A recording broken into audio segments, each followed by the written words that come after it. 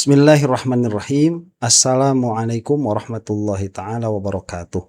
Alhamdulillahi rabbil alamin. Wa sallallahu ala sayyidina Muhammadin wa ala alihi wa sahbihi wasallam. Amma ba'du.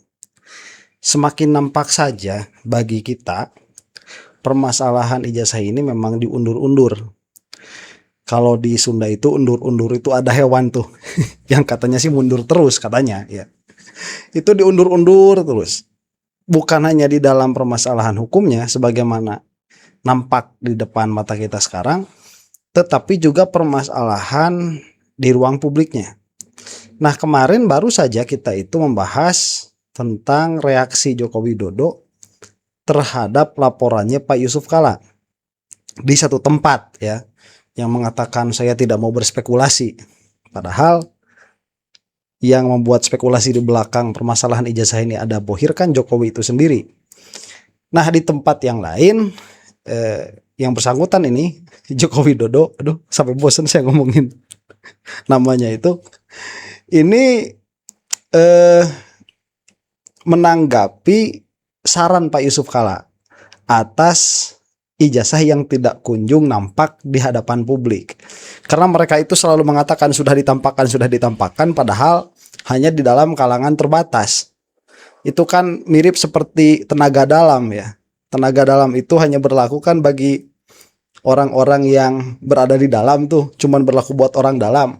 Lah sepertinya ijazah Jokowi juga ini hanya berlaku untuk orang dalam. Hanya ditunjukkan kepada pers yang ada di dalam. Kemudian ditunjukkan kepada para termul yang juga itu adalah orang dalam. Kemudian ditunjukkan oleh kepolisian juga di dalam kantor mereka sendiri. Nah, ini apa ya? Kalau guru saya itu suka mengatakan bahwa salah satu ciri ajaran sesat itu mereka tidak pernah mau berbicara di hadapan publik. Karena kesesatan mereka itu akan kelihatan.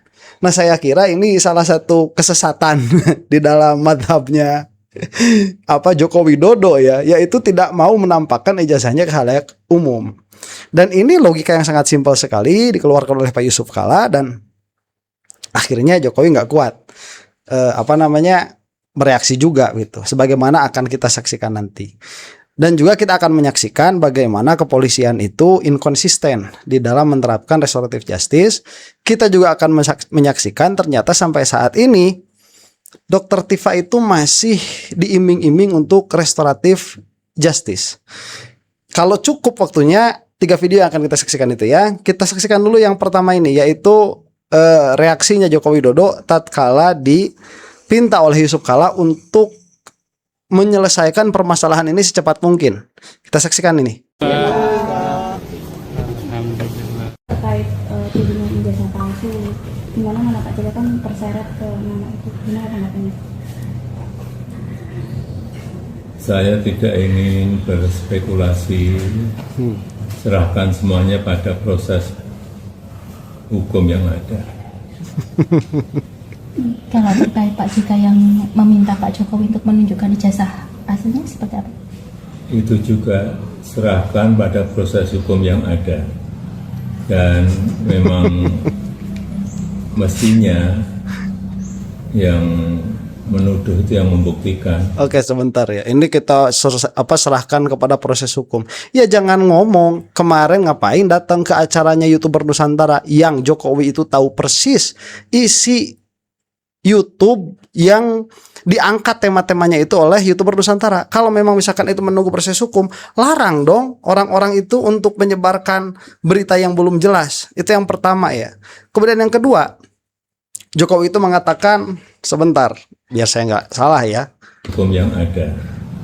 Dan memang mestinya yang menuduh itu yang membuktikan. Nah, mestinya yang menuduh itu yang membuktikan. Nggak begitu konsepnya. Konsepnya itu yang mendakwa. Nah, mendakwa itu bisa dua, bisa menuduh, bisa mengklaim. Jadi asalnya dari mana dulu? Asalnya itu dari klaim dulu atau asalnya itu dari tuduhan dulu? Nah, permasalahan Jokowi itu kalau kita melihat asalnya itu dari klaim, yaitu klaim bahwa Joko Widodo ini adalah lulusan UGM. Nah, cuman klaimnya ini, satu, oleh Jokowi tidak pernah dibuktikan ke hadapan kita. Dua, oleh kita sebelum adanya Roy Suryo juga tidak pernah dipermasalahkan. Nah, tatkala ada tatkala ada indikasi ya bahwa ijazahnya Jokowi itu palsu, barulah di sini ada permintaan kepada Joko Widodo untuk membuktikan dakwaannya, untuk membuktikan klaimnya, yaitu lulusan UGM. Jadi tidak serta-merta kita itu menuntut, bukan, ini klaimnya dulu. Nah, klaim ini adalah dakwah. Dakwah itu apabila dia itu menuntut sesuatu yang jelas, misalkan ya seseorang memiliki sertifikat rumah, jelas sertifikat rumahnya ada, tetapi diklaim itu palsu. Nah, maka yang harus membuktikan ini, yang membuktikan itu palsu.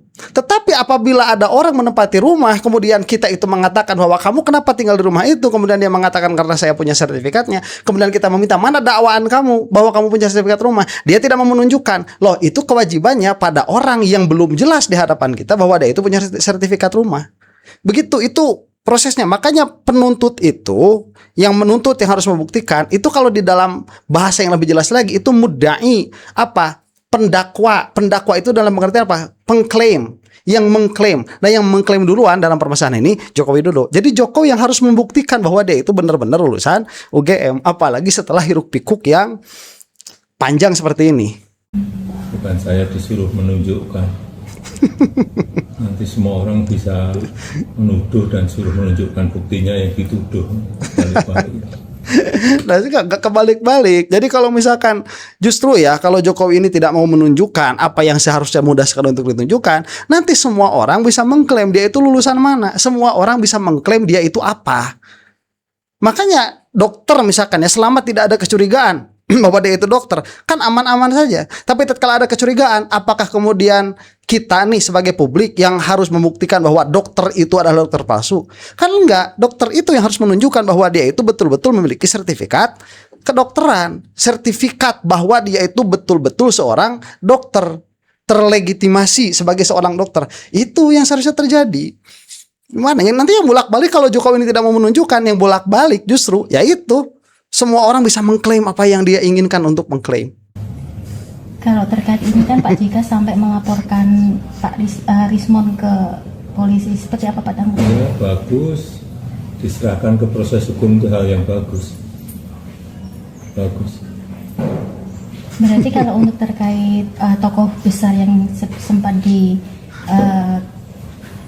seperti omongan Pak Jokowi dulu, itu ada termasuk yang diomongkan Pak Rismon ini enggak? Saya nggak mau berspekulasi mengenai nama, karena itu perlu bukti-bukti, fakta-fakta hukum. Jadi ini juga sama, serahkan semuanya pada proses hukum yang ada. Lah, yang ngomongin di belakangnya ada bohir siapa tanpa bukti itu? Orang ini. Mendorong agar kasus ini segera naik ke pengadilan. Ya, pengen saya seperti itu secepat-cepatnya. Ini kan sudah hampir 1 tahun. Segera P21 dan diserahkan pada pengadilan untuk nanti kita bisa menunjukkan mana yang benar, mana yang enggak benar. Jokowi itu sudah beberapa kali memiliki kesempatan untuk membuktikan permasalahan ini di hadapan persidangan. Tatkala memang betul-betul terjadi kesempatan itu ada, Jokowi itu tidak pernah memanfaatkan kesempatan itu. Makanya pada akhirnya Jokowi itu selalu bilang ingin, selalu mencari perkara yang belum terjadi. Tapi tatkala perkara itu terjadi, dia kabur, dia lari. Beginilah ya, Al-Kaburi ini. Bapaknya Al-Kaburi ya ini nih. Orang ini. Kalau diminta hakim untuk menunjukkan ijazah asli, ya akan saya tunjukkan. Baik SD, SMP, SMA, S1, semuanya akan saya tunjukkan. Waktu masuk ke kepolisian yang ada cuman ijazah kuliahnya saja yang diklaim sebagai ijazah kuliah. Dicari SMA-nya nggak ada, dicari SMP-nya apalagi, dicari SD-nya nggak ketemu. Iya, forumnya jelas, forum hukumnya ada di pengadilan. Kalau Pak JK menilai dari permasalahan ijazah palsu ini kan sampai memecah masyarakat ya, seperti apa Pak? Enggak, ini kan hanya urusan pribadi saya karena saya merasa difitnah dan dicemarkan nama saya, itu aja. Pak, kemarin Ini dia ya, ini adalah urusan saya. Kamu itu pernah menjadi presiden Republik Indonesia.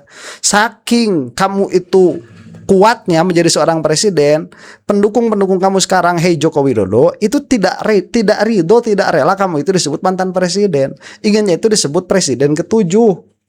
Ya, jadi ini sudah salah mindset dari awal. Makanya kenapa ke sidang CLS itu tidak datang, karena yang bersangkutan itu sudah tidak mau mempertanggungjawabkan keadaannya sebagai mantan presiden. Itu tidak dikatakan secara langsung oleh Jokowi, tetapi itu adalah konsekuensi dari omongannya yang melihat ini adalah permasalahan pribadi. Padahal ini adalah permasalahan pribadi Joko Widodo yang diakibatkan karena sesuatu yang pernah melekat pada dirinya, yang mana sampai sekarang itu masih melekat. Sebagai apa? Sebagai pemimpin tertinggi Republik Indonesia. Kenapa saya katakan sampai sekarang masih melekat? Karena yang bersangkutan ini masih memiliki hak-hak sebagai mantan presiden. Dan keadaan bahwa yang bersangkutan ini pernah menjabat orang tertinggi di Indonesia itu tidak lepas gara-gara menjadi mantan. Enggak, pertanggungjawaban atas yang telah dia lakukan kemarin-kemarin itu.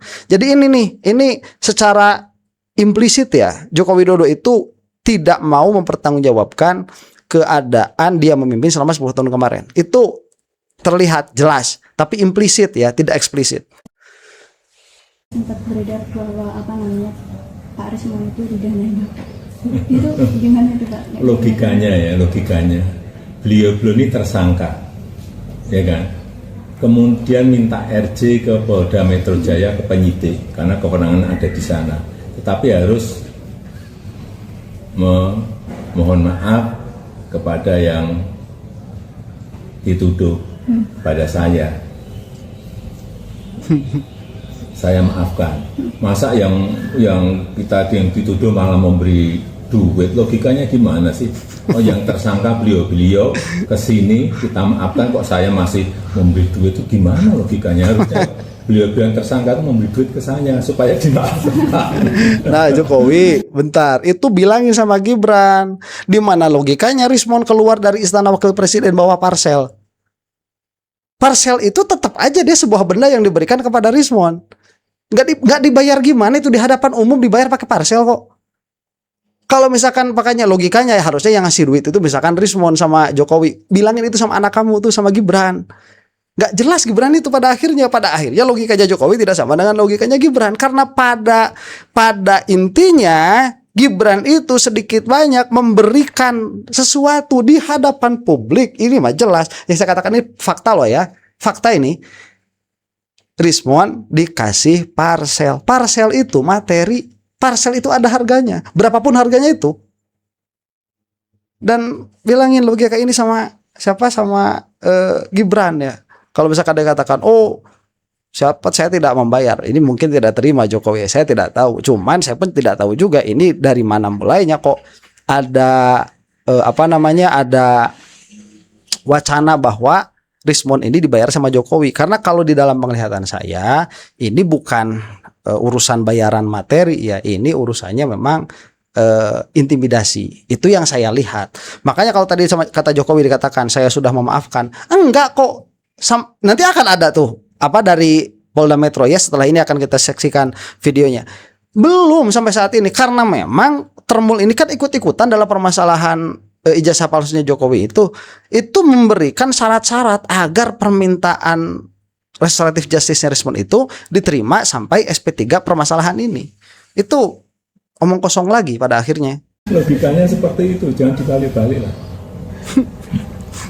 Yang balik-balik logikanya itu Gibran kan malah. Berarti membantah adanya uang 50M yang mengalir ke Rismon itu ya? Nah logikanya kan seperti itu. Gimana? Duit apalagi duit segede itu duit dari mana? Ya. Duit segede itu dari mana? Ya kumpulin bagi-bagi kaos, terus nerima tamu begitu ya, kumpulin itu duitnya dari mana? Banyak banget. Nah ini nih, sebentar ini saya Ini sedikit saja videonya, singkat saja. Cuman saya agak gregetan nih sama siapa? Polda Metro, apalagi sama Pak Budi ini. Gregetan saya tuh. Kenapa? Nggak tahu malu. Nggak tahu malu. Ini di hadapan publik mempertontonkan bahwa kepolisian itu berbuat semau dirinya, semau mereka sebelum perkara itu viral. Setelah perkara itu viral disorot oleh publik, baru mau merubah sikap. Sebagaimana kita ketahui, waktu Egy Sujana diberikan restoratif justice oleh Jokowi, itu tidak ada permasalahan ribet seperti ini, nggak ada. Datang ke Jokowi, langsung besoknya selesai. Tapi kan di situ marah kan, pakar hukum marah dan sebagainya. Kemudian baru yang respon ini agak diribet-ribetkan nih, kita saksikan nih. Terkait tentang proses restoratif justice, saudara RS, ini masih dalam tahap proses. Jadi namanya tahapan restoratif justice, ada permohonan dari tersangka, orang yang ditetapkan sebagai tersangka, memohon kepada korban ataupun pelapor untuk perkaranya bisa di RJ. Yang bersangkutan setelah itu pihak pelapor ataupun korban menyetujui dan itu melalui proses gelar perkara di penyidik. Melalui gelar perkara internal dan eksternal dihadirkan apabila sudah disetujui dan memenuhi dalam persyaratan restoratif justice, maka akan dilakukan restoratif justice. Jadi saya minta kepada sebentar, Pret, mana kemarin Egy Sujana, ada nggak permasalahan seperti ini? Ya, dari runtutan perkara yang dibicarakan oleh Pak Budi ini, katanya kan begini, Rismon itu meminta permohonan maaf terhadap korban atau pelapor, dalam hal ini Jokowi. Setelah itu baru dilaksanakan gelar perkara untuk restoratif justice. Pertanyaan pertama ya, apabila memang demikian alurnya, apakah Egy Sujana itu demikian atau tidak? Setahu kita itu nggak ada seperti itu, tidak ada alurnya. Wong malamnya datang ke Jokowi, entah besok atau lusanya udah datang ke Malaysia kok, udah pergi ke Malaysia, itu Egy Sujana itu. Dan di sana langsung sehat. Berarti kan tidak terjadi. Kecuali kalau memang itu terjadi, ya keluarkan dong ke masyarakat supaya ini transparan. Kalau itu terjadi, cuman sejauh ini itu tidak terjadi.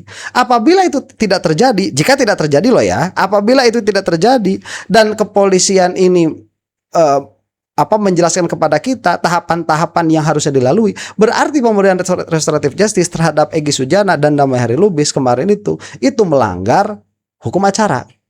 Kalau melanggar hukum acara, siapa yang bermasalahnya? Kepolisian jelas. Dalam hal ini Polda Metro. Itu yang pertama. Yang kedua ya, apabila dikatakan tadi misalkan, katanya harus meminta maaf dulu. Siapa? Rismon kepada pelapor. Pertanyaannya ini, waktu Rismon datang ke Gibran, itu atas permasalahan apa? Karena kan Rismon tidak datang hanya ke Jokowi kan, padahal permasalahan ini yang mana Rismon adalah tersangka, itu adalah permasalahan ijazah palsu yang mana pelapornya itu Jokowi. Pertanyaannya, kenapa datang ke Gibran? Itu pertanyaan pertama. Pertanyaan kedua, apabila datang ke Gibran dengan datang ke Jokowi, itu dilihat sebagai dua keadaan yang berbeda, itu adalah dua tindakan hukum yang berbeda, katakanlah demikian. Kemudian bagaimana kepolisian membedakan bahwa yang satu itu memang datang untuk restoratif justice, kemudian yang satu datang bukan untuk restoratif justice? Dari mana dia itu mengetahui? Makanya kalaupun mau dikatakan sebagaimana kepolisian ini, bukan Rismon datang ke rumahnya Jokowi. Jokowi dihadirkan seharusnya di Polda Metro, dengan Rismon dihadirkan di Polda Metro untuk melakukan mediasi supaya terjadi restoratif justice. Itu yang sesuai dengan hukum acara. Lah, terus gimana ini? Ya, apa tindakan undang-undang nomor berapa kemarin yang dilakukan oleh Rismon datang kepada Jokowi atau datang kepada Gibran? Itu di dalam hukum, itu tindakan hukum apa? Di dalam restoratif justice misalkan apa? Aneh saja begitu. Dan satu lagi, dalam Egy Sujana, permasalahan Egy Sujana nggak ada. Karena kenapa? Karena belum rame. Setelah Egy Sujana itu mendapatkan restoratif justice, di SP3 kan, baru kan ribut tuh orang-orang. Bisa diperkarakan panjang sekali ini kepolisian. Ya, ini pemahaman tentang hukum acaranya ini mengerikan. Polda Metro ini mengerikan.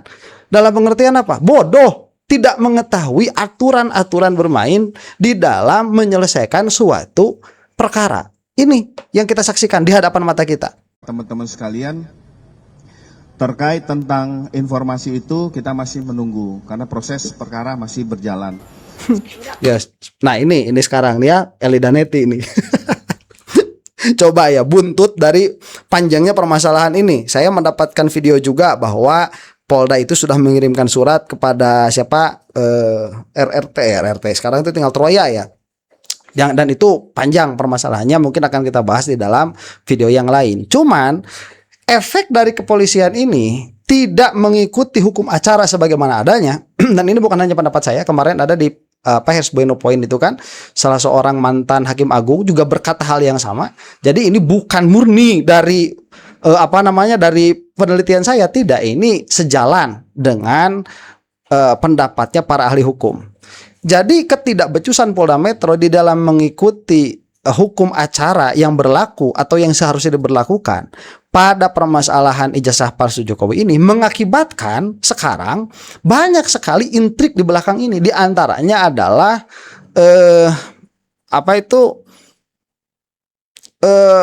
katakanlah pelucutan ya, atau pelemahan para pejuang.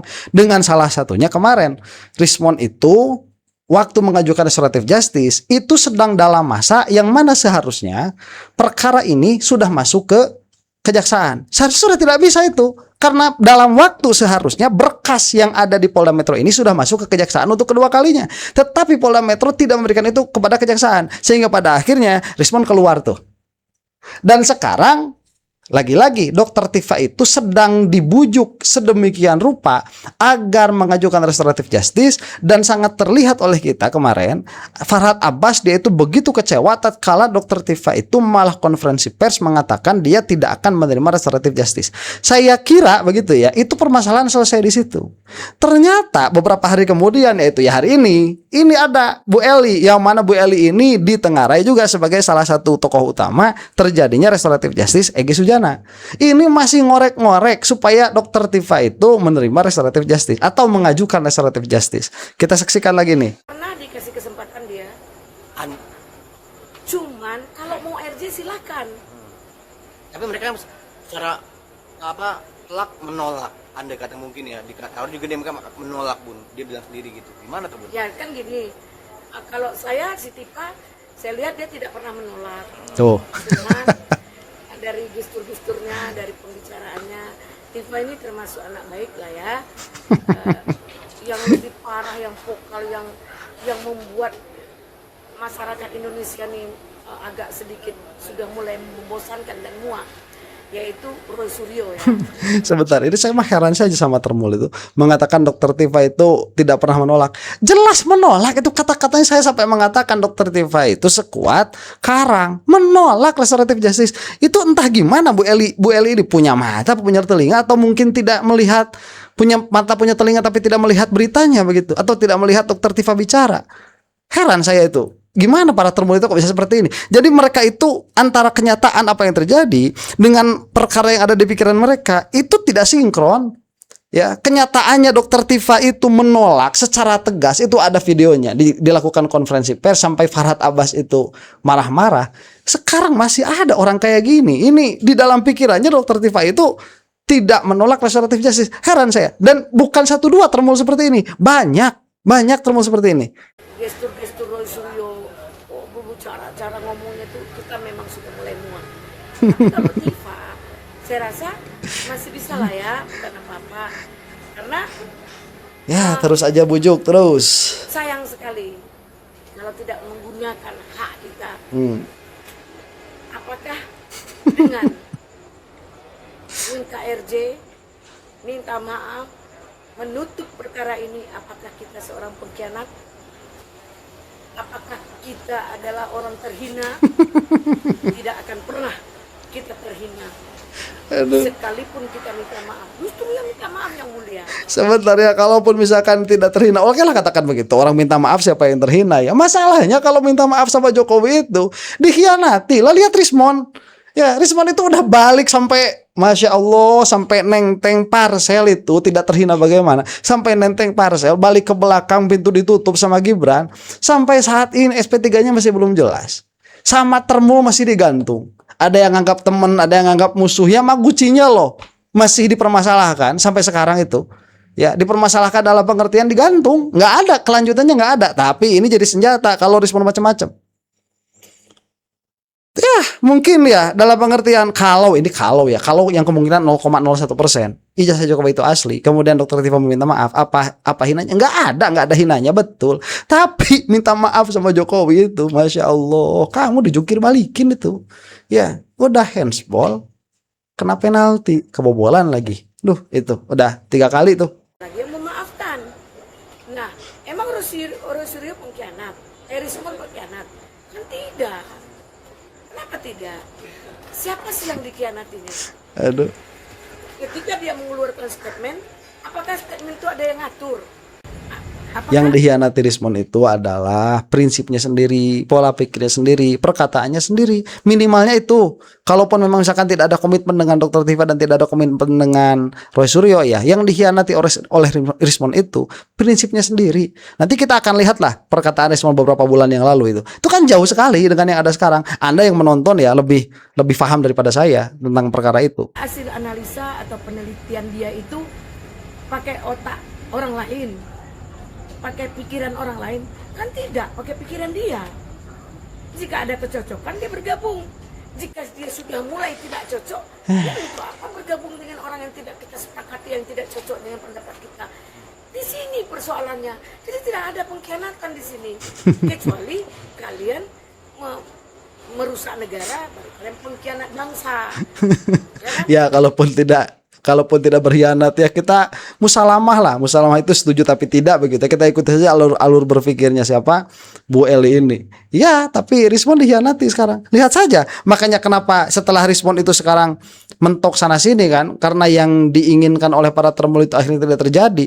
Karena Pak Yusuf Kala masuk secara tiba-tiba begitu di luar prediksi.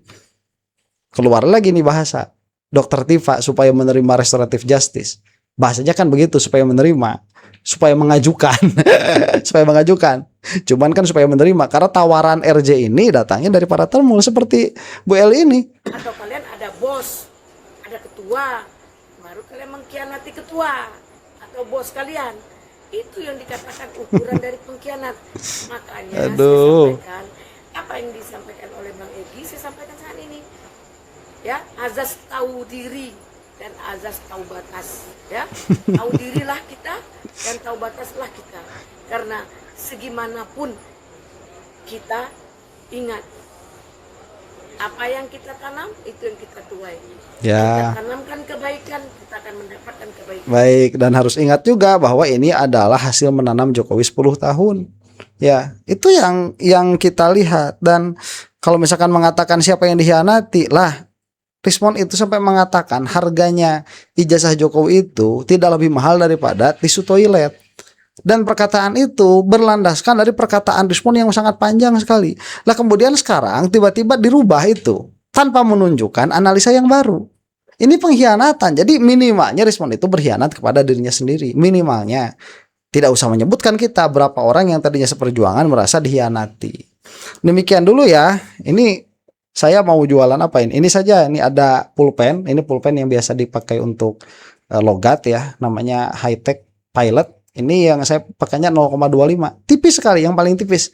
Bagus, asal jangan jatuh. Ya, ini pulpen yang suka dipakai para santri. Saya tahunya dari istri saya itu. Jadi kalau di santri ini pulpennya pulpen elit katanya. Karena saya dulu di pesantren Muhammadiyah, jadi nggak tahu pulpen setipis ini, nggak tahu saya. Biasanya pakai yang tebal-tebal itu. Demikian ya, mudah-mudahan kita semua ada dalam maghfirah Allah Subhanahu wa taala. Wallahu taala a'lam bishawab. Assalamualaikum warahmatullahi taala wabarakatuh.